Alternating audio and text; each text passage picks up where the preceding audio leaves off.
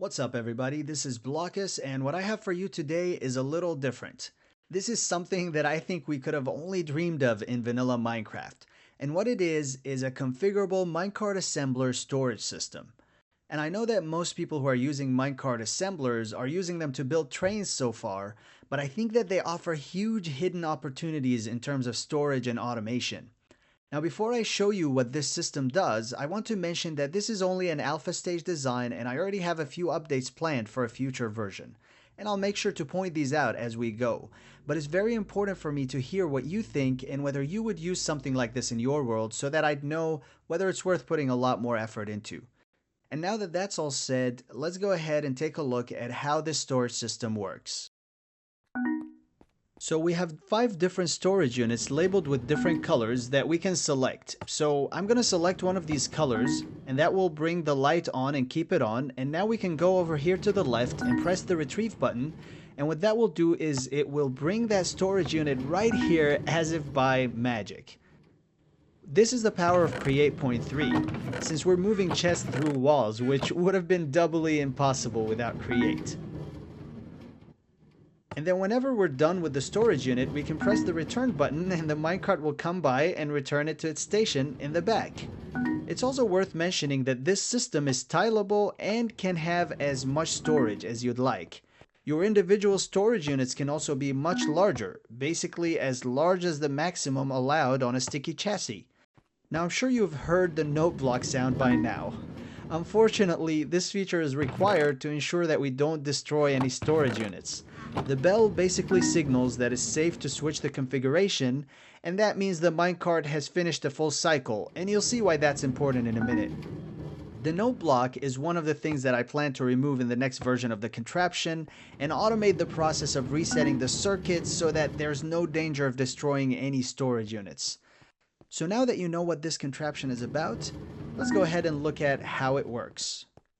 So as you can see, the system is super compact thanks to the redstone link, which allows for wireless redstone, and that's just amazing on its own. So let's go ahead and get closer here and take a look at the magenta block, which is currently the storage unit that is on. And as you see, there is a redstone link right here transmitting a signal with this same colored block as a frequency. And what this does basically is it sends a signal to this block right here, which contains a NOT gate. Basically, it will turn off the torch, which will retract this piston, pulling the corner rail, which pushes the minecart to go into the next loop, which in this case is the magenta loop. And then if we go and hit the reset button, for this system, you'll see that orange is actually the default loop because it's the smallest. But other than that, you can have a default loop that does not include a storage unit, but I didn't see that as a big issue in this case. Now if we press something farther along, like the yellow button, you'll see that we'll just need a few more redstone links right here in order to turn off every corner that is below yellow and finally leading the cart to enter the correct loop. So this system is very simple, and as you can see, you can expand it as far as you want as long as you make sure that each next segment is going to be 1 block lower. Now on the front here, you see these NOT gates next to the cart assemblers with a torch on them and a red redstone link. And you'll see what that means here. When I click the retrieve button, there's a power that goes to the side of this latch, turning it off. So as you see, the retrieve button is going to turn off all of these redstone links, which brings the torches back on, which activates these cart assemblers, basically telling the cart to pick up whatever is above it. At the same time, we have a redstone link right here doing the exact opposite thing so that this cart assembler, which is the delivery spot, is on whenever the other cart assemblers is off, and it's off whenever they're on. And this will always ensure that the return and retrieve modes are active and that we can keep our chests and use them while we need them and then return them when we're done. So you'll see now when I hit the retrieve button, these torches come on. And now we'll see that this one is off and we already missed it. The items have been carried and placed right here. So let me go ahead and hit return so you'll actually see it in action. The cart is going to go there, is going to pick it up, And now because all of those assembly carts on the bottom are powered, it's going to leave it there and is going to keep turning the same way.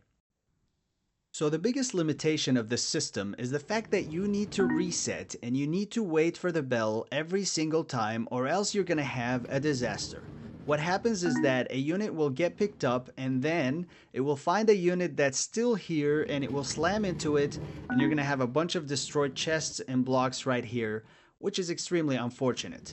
And I promise this is something that I already have a solution in mind for, and I will work on it soon, especially if you guys want me to, and if you think that this contraption is something you're interested in and you'd like to see me develop it further to make it into something better.